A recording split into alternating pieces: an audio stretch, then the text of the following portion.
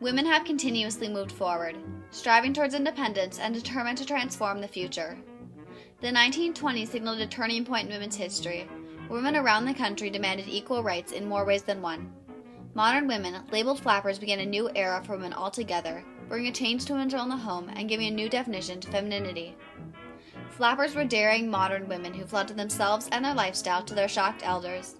Emancipated young women who had just received their right to vote and had an expert sense of fashion, flappers rejected all traditional values and looked for new and fun experiences to enjoy life. One didn't need to be rich or around 20 to be a flapper. It was about the style, the attitude, the rebellion, and for once, not the price tag. Flappers openly disagreed about their responsibilities to home and husband, which often brought them scorn and criticism. Even so, flappers continued to flourish throughout the country, the spearhead of changes happening in America. You're the cream in my coffee, you're the salt in my stew. You will always be my necessity, I'd be lost without you.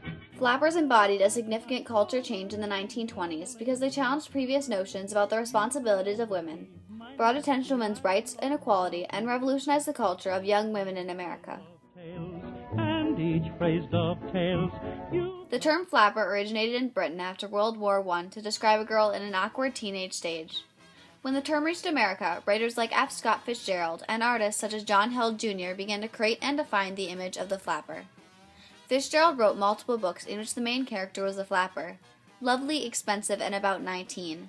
Hill set to work on illustrations that filled the pages of Life magazine and other popular journals. His drawings set the standards for the flapper's figure and style.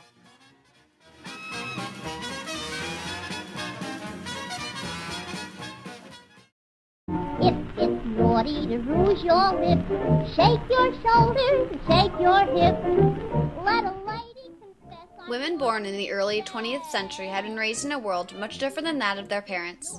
Developments in education, consumerism, and popular culture drastically altered the old American social order, especially family dynamics. In 1920, only about 75% of teenagers attended high school, but between 1920 and 1930, high school enrollments increased 650%.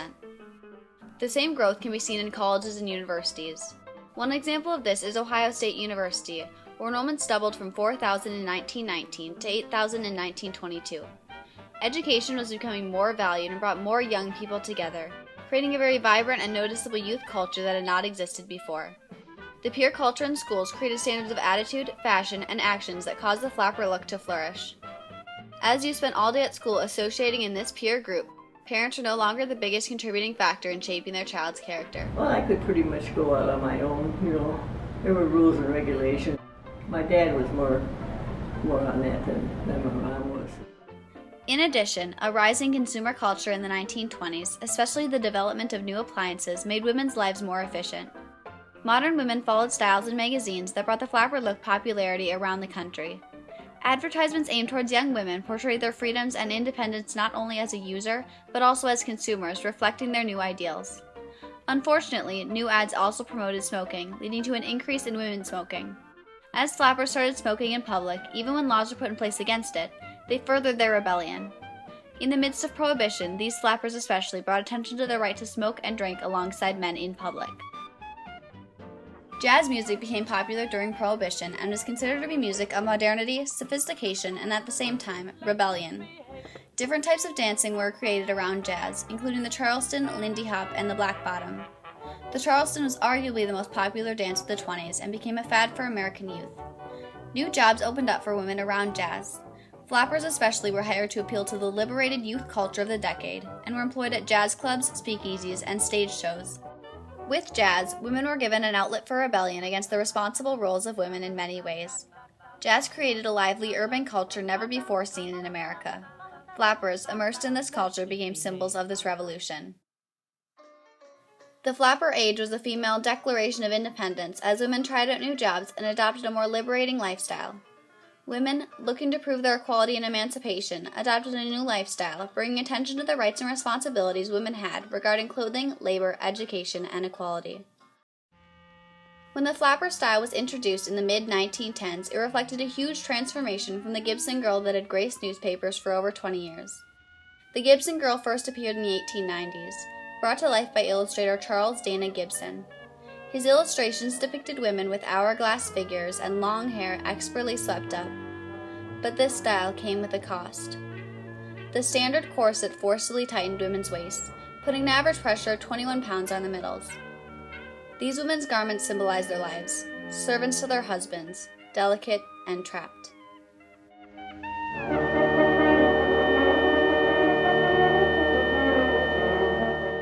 Got a short dress with tassels on the bottom and probably a little bit lower cut than normal, and arms waving and hips moving and dancing to the really catchy tunes.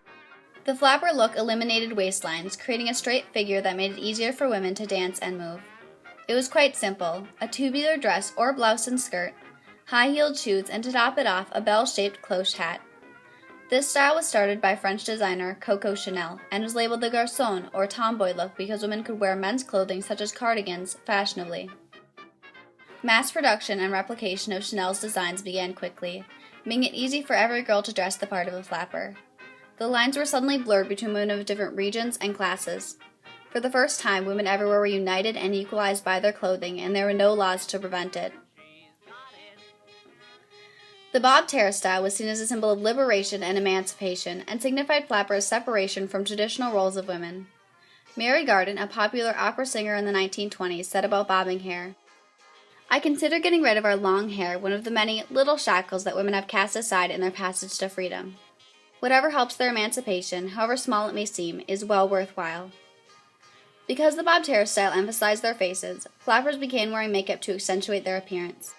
The first lipstick in a sliding metal tube was patented in 1915 and became a signature look for the flapper. Other cosmetics, such as eyeshadow and blush, were also commonly worn by young women during the decade. Flappers, though not politically involved, were feminists advocating rights and responsibilities in their own way. Tired of social inequality and restrictions, flappers brought attention to their freedoms, paving the way for the modern woman. Flappers also began to have an impact in the workplace, challenging the traditional roles of women by increasing working out of the home. Young women had gotten a taste of emancipation during World War I and continued to maintain jobs as secretaries, phone operators, and factory workers, as well as jobs around jazz and prohibition. By the end of the 1920s, women made up 23.6% of the American workforce, staking their role in the workplace and proving that women could carry out even more responsibilities than raise children. She was that kind of a person that could do things and took care of everything, and the finances and everything in the family. My dad never took care of any of the bills or anything like that, and I think that's probably what carried over why I did it when I got married. Flappers were a rebellious group unlike any others who came before. Their influence and attitudes about the rights and responsibilities of women were destined to change America. These bright young things were modern and completely different from their older sisters. They wanted to be seen, to be independent, and developed a free, fun-loving lifestyle that made flappers icons of change. Not only did the women of the 1920s change their outward appearance, they also brought to themselves a sense of independence and inspired femininity. They got out there and danced and went into nightclubs and stuff like that, which before that they didn't do.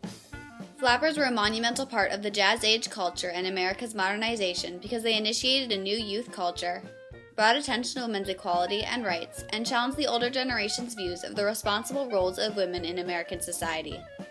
As the U.S. continued to modernize, this new woman did not go away. She grew up, but never again went back to the Victorian ideals of the older generations. The flapper spirit can also be seen in the feminist movement of the 60s and 70s, where women fought to break the barrier between the rights and responsibilities of men and women and workplace inequality. Long before women like Sheryl Sandberg and Beyoncé urged us all to ban bossy, flappers pointed out double standards in the rights and responsibilities of women and challenged conventional American norms. Flappers thus left a permanent impression on the rights and responsibilities of every American woman.